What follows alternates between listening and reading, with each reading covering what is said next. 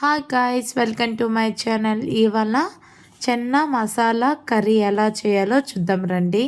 First చెన్నాని వాటర్లో 2 hours వరకు నానబెట్టుకోవాలండి. తర్వాత కుక్కర్లో 4 విజిల్స్ వచ్చేంత వరకు ఉడికించుకోవాలండి. ఇప్పుడు కర్రీ ఎలా చేయాలో చూద్దాం రండి. ఫస్ట్ ఒక కడాయి పెట్టుకొనేసి 5 టేబుల్ స్పూన్ ఆయిల్ వేసుకొని పట్టా, లవంగం, యాలకలు, బిర్యానీ ఆకు, 3 ఎండుమిర్చి వేసుకొని ఫ్రై చేసుకోవాలి. 1 మీడియం సైజులో ఆనియన్, 1 టమాటో వేసుకొని కట్ చేసుకొని 30% వరకు ఫ్రై అయిన తర్వాత మనం మిక్సీ పట్టుకున్న మిశ్రమాన్ని ఇందులో వేసుకొని 1 టేబుల్ స్పూన్ పసుపు, 1 టేబుల్ స్పూన్ కారం వేసుకున్నానండి. మనం ముందుగా ఉడికించి పెట్టుకున్న చెన్నాను కూడా ఇందులో వేసుకొని వాటర్తో సహా వేసుకోవాలండి.